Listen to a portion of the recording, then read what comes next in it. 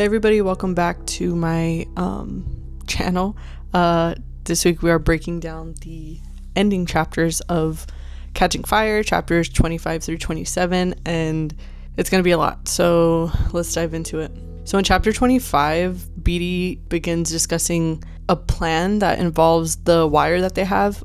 There was like a bunch of wire in the cornucopia, so they're going to use that, and basically his plan, it involves the wire and the lightning that strikes the tree like at regular intervals, but he doesn't really fully explain, so this kind of leaves at least Katniss is a little confused. It's very clear that he is thinking very strategically because he is basically a genius. Beatty basically just starts putting his plan into motion. So the plan involves using the long wire, it's like yards and yards of wire, to channel the lightning strike, and it's going to hit the same tree every single day at noon and midnight.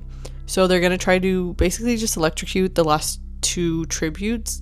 They spend their last hour or so fishing and getting food, because whenever they electrocute, I think they're going to run, from my understanding, they're going to run the wire, they're going to wrap it around the big tree, the one that like strikes lightning, and then they're going to run that wire down into the beach and into the water, and Katniss and Joanna are in charge of making sure, because it's like on like a spool or whatever, so like they're gonna make sure like that sinks, and then whenever the tree gets struck by lightning, it's gonna go down into the sand, because the sand is always damp, so that acts like as a device that they could use. So basically they just spend like their last hour or so fishing, because whenever they like electrocute the beach and into the water, it's gonna like fry all of the seafood and all the sea life down there. So while they're like fishing and eating up, Peeta finds like a little pearl, and he gives it to Katniss, and Katniss holds on to it, and she is in her mind, and she's like, she hopes her family will give it back to him whenever she doesn't make it, before they bury her body. Chapter 26, it's the same day, it's just nighttime. They've been hiking in the jungle up to that tree, so they help Beatty wrap the wire around the tree, and Katniss and Joanna are, like I said, they're just in charge of like unraveling the wire, like walking it down. It's like across the jungle, and they're supposed to like sink it in the water. They're in the middle of like unwinding the wire, and this is where things just go wrong, like really quick. They notice that somebody cut the wire, because like it's slacked, so they notice that somebody cut the wire, I think like behind them, so like they turn around and like they noticed it. So during this, Joanna knocks down Katniss out of nowhere. Katniss is very confused. She hit Katniss's head to get her down, and then she cuts her arm, and Katniss is basically just thinking like this was their plan all along. Finnick and Joanna's, they're gonna like kill Peeta. Finnick's gonna kill Peeta. They can't be trusted. So she's is basically like bleeding out because Joanna left her, and then Katniss hears the other tributes, the career tributes, Brutus and Enobaria, like coming towards her, so they kind of just see Katniss bleeding out, essentially, like on the jungle floor, and they just assume she's dead because of all the blood, so they kind of like run the opposite way of her, like to go try to track down the other tributes.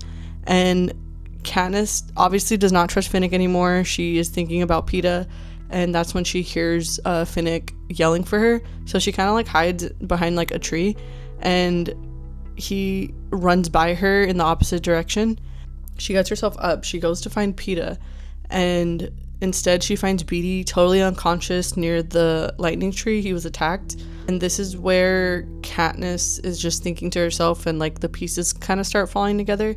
She realizes that the plan wasn't to use the lightning as a weapon against the tributes. It was aimed at the arena itself. It was aimed at the force field, and it was just obviously like mocking the Capitol's control. So instead of following the original setup like she was supposed to, she ties the wire to her arrow, and she aims it at the force field, and she fires right like as the lightning strikes. It works. The arena totally explodes, and Katniss is just thrown back onto the ground because of all the force.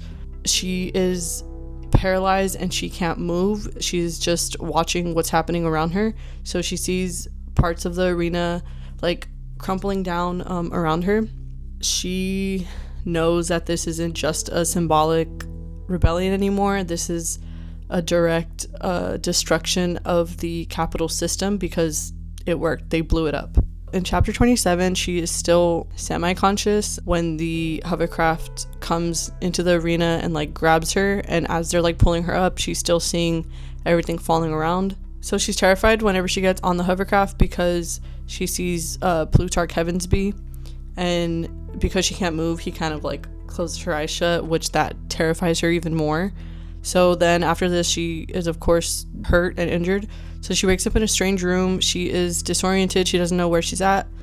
She has seen that Beatty is also like on a bed unconscious in front of her. All she's thinking is, where's Peta, Finnick, and Joanna? She is just very, very obviously like disoriented. She's panicking.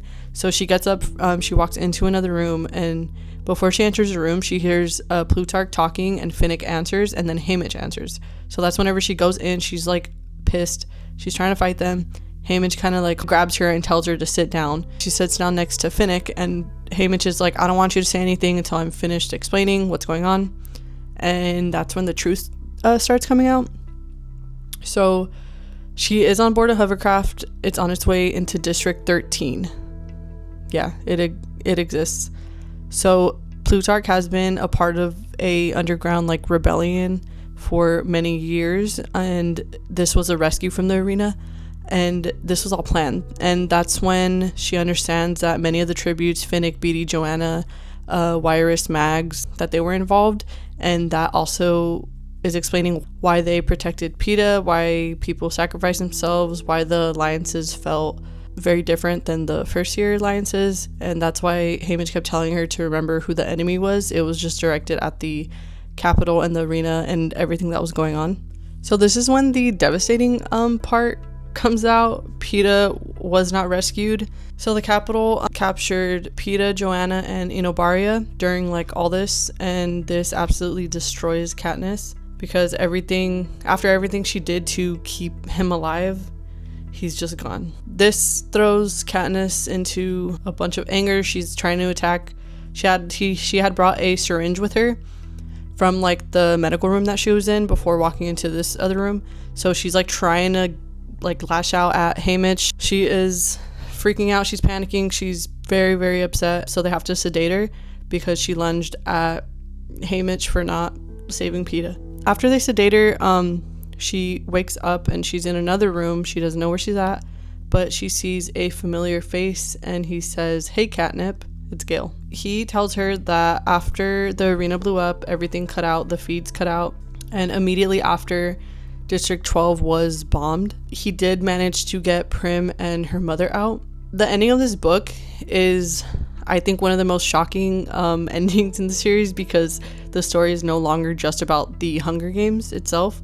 It's now about a war and what's happening. Gale's final line in the book is, "There is no District 12." And honestly, that line still hits. It's probably one of my favorite lines to end a book. I remember the first time I read it, I was just in shock, and I just had to grab Mockingjay just so I could see what happened, right? These chapters completely just reframed the entire book, I think. The Court of Quill wasn't just a death match. There's a lot of suspicion that it was already planned to have at least Katniss go back into the arena, and it was a rescue mission. It was a rebellion strategy that came out of it. It was a covert operation that was happening around Katniss, and she only understood pieces of it, and they kind of said that they didn't tell her the whole plan, because if she was captured, or if Peta was captured, because he didn't know either, that they really have nothing to give. And we realized that Katniss wasn't just surviving the story, she was just at the center of something completely bigger all along